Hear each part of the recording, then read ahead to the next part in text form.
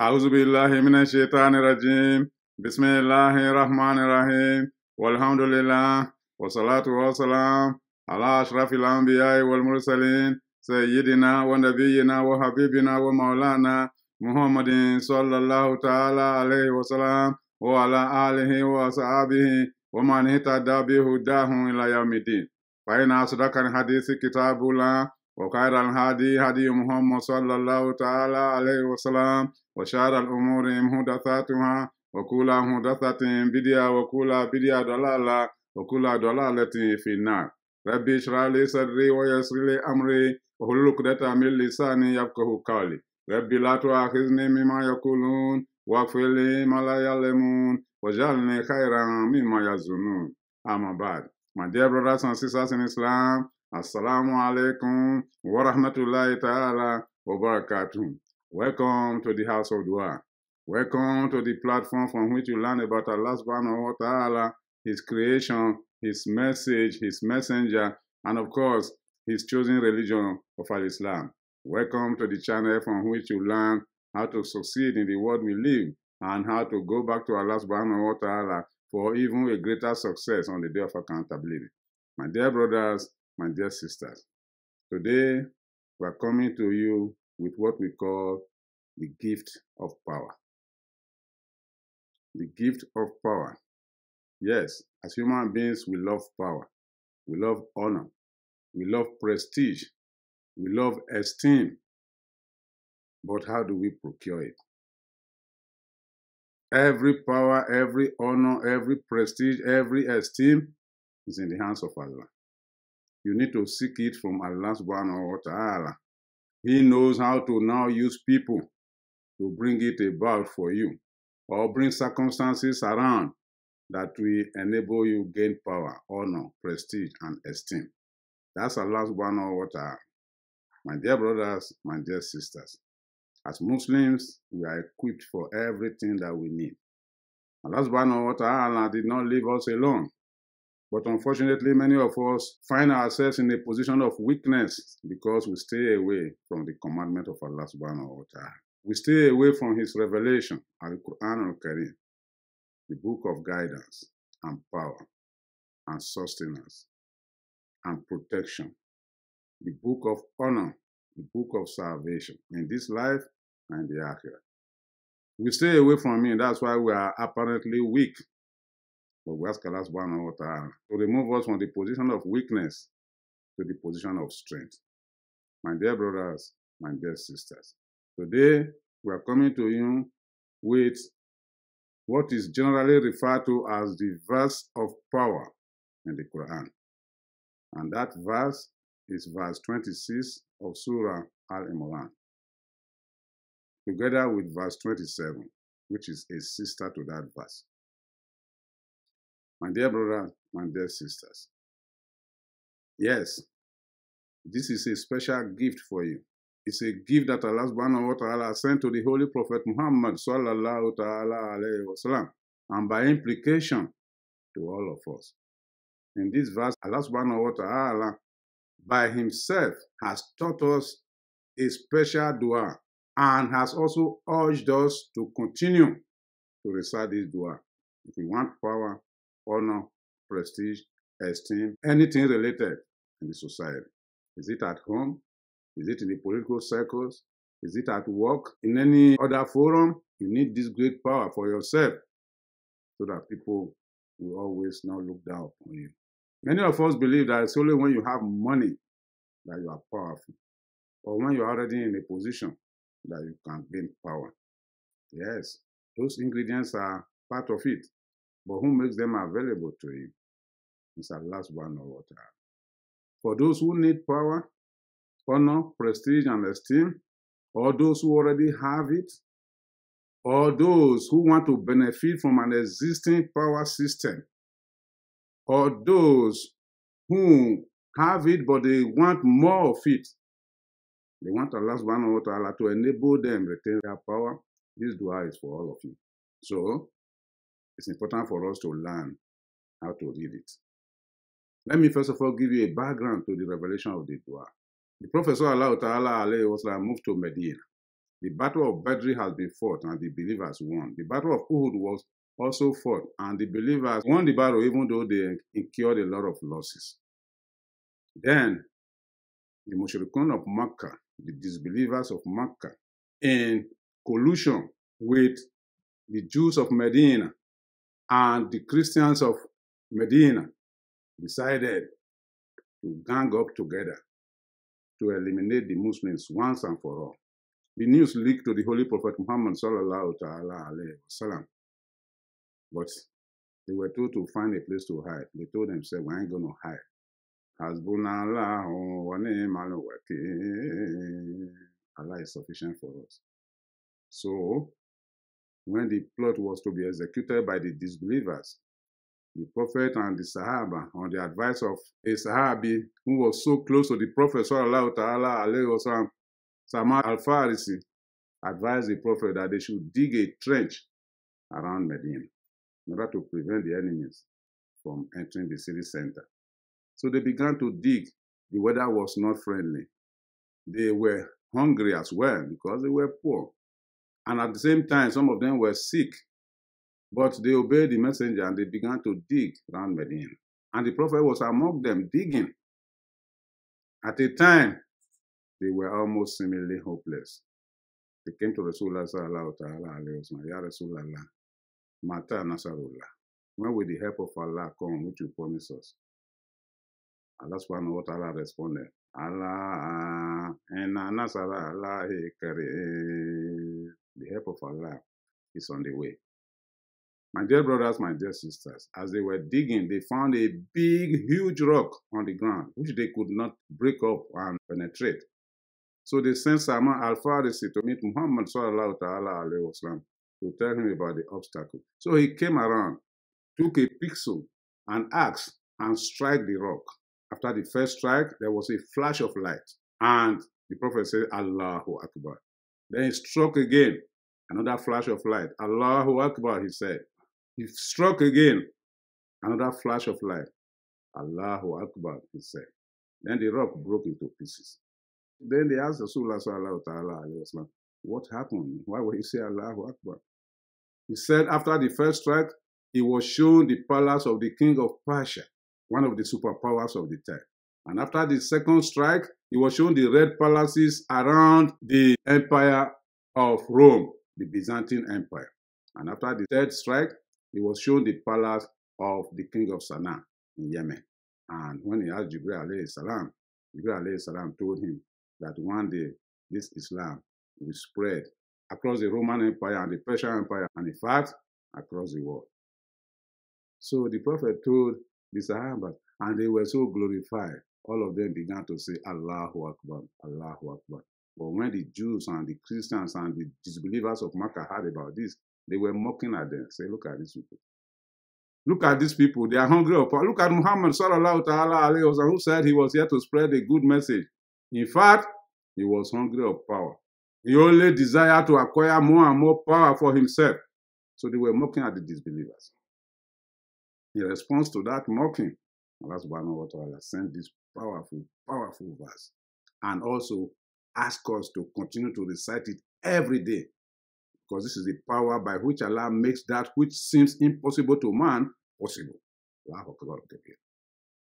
The ayah is, Qulillahumma ma'alikal mulk tu'til mulka man tasha wa tanzi'ul mulka mimman tasha wa tu'izzu man tasha wa tuzillu man tasha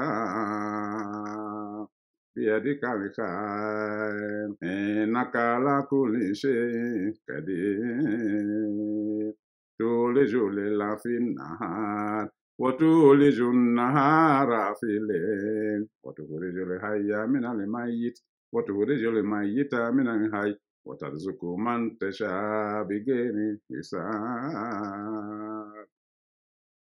In this verse, Allah subhanahu wa ta'ala told us as believers, cool. Say and always say, if you need power, you need honor, you need prestige, you need esteem, always say, ask from Allah, Allahumma, oh Lord, Malikal Mulk, the owner of kingdom.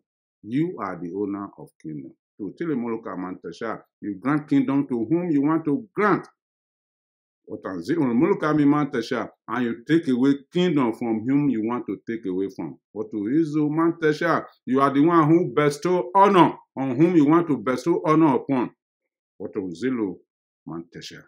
you are the one who can bring disgrace to whoever you want to bring disgrace upon. Every good is in your hand. And surely you have power over everything. By your power, you make the night to merge into the day.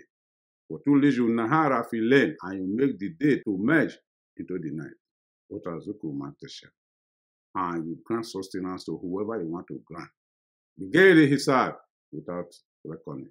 My dear brothers, my dear sisters, if you look at these verses closely, you can see the unlimited power of Allah. This is the power by which Allah makes what is impossible possible. He is telling you from these verses that power does not come by chance. If Allah wants you to get power, He grant you power. And if you abuse it, He can take it away from you. And He can humiliate you with it. Aren't you aware that if not this power of Allah, people will remain in power in perpetuity? But Allah subhanahu wa ta'ala, by this power, says He can bring out of nothing something. He can bring life out of death. And He can bring death out of life. And He has the power to do whatever He wants to do. Let's give you some examples. Ibrahim alayhi salam, his father was the idol maker of his time. But Allah did not say He cannot make a prophet out of that kind of situation. So He raised a prophet, one of the noblest prophets of Allah. He raised him out of a home in which idol worshipping was taprooted. What of Prophet Nuh alayhi salam? Allah did not say Prophet Nuh alayhi salam was a prophet, therefore He will not make his son an intransigent and disobedient son among the losers.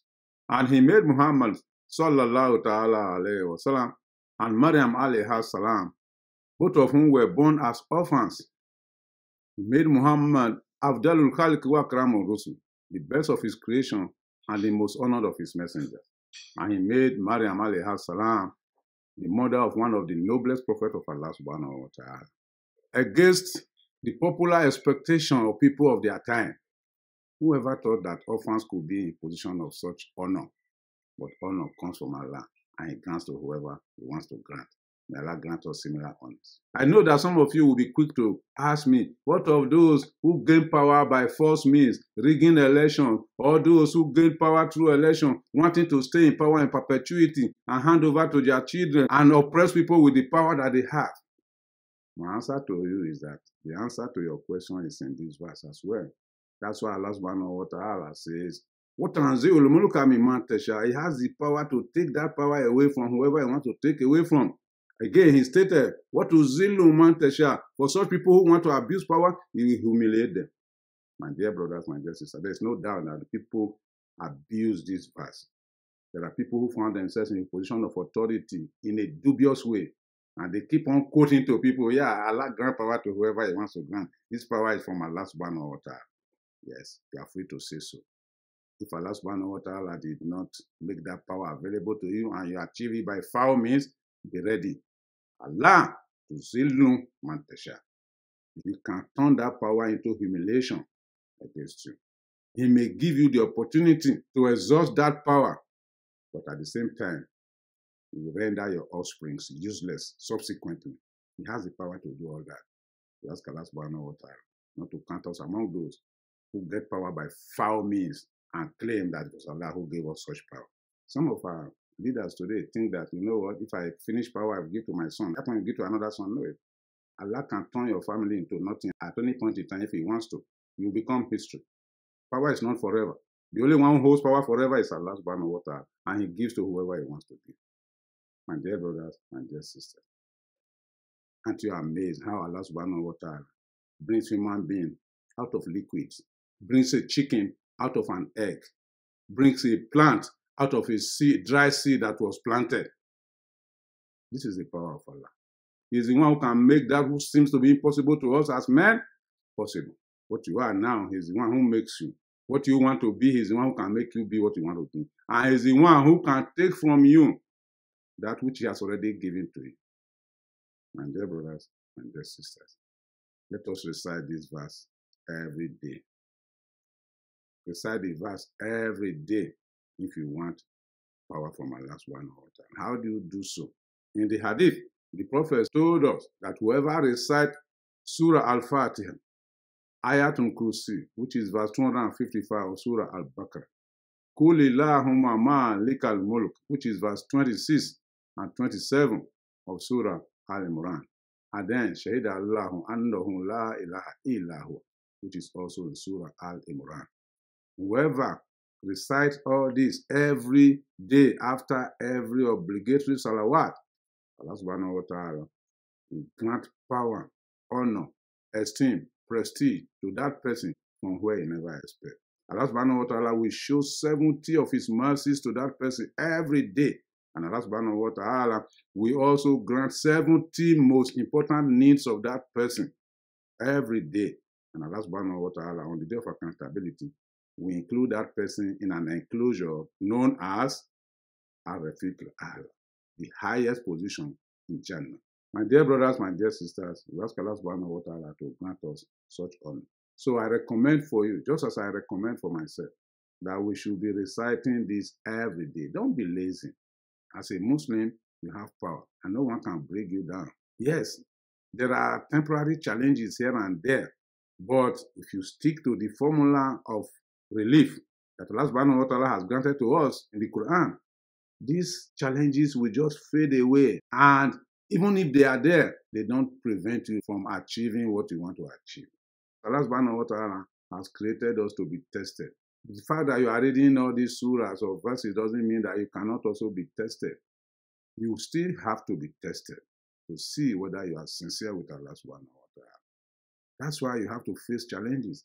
But those challenges, with these supplications, they will just be a thing of insignificance to your life.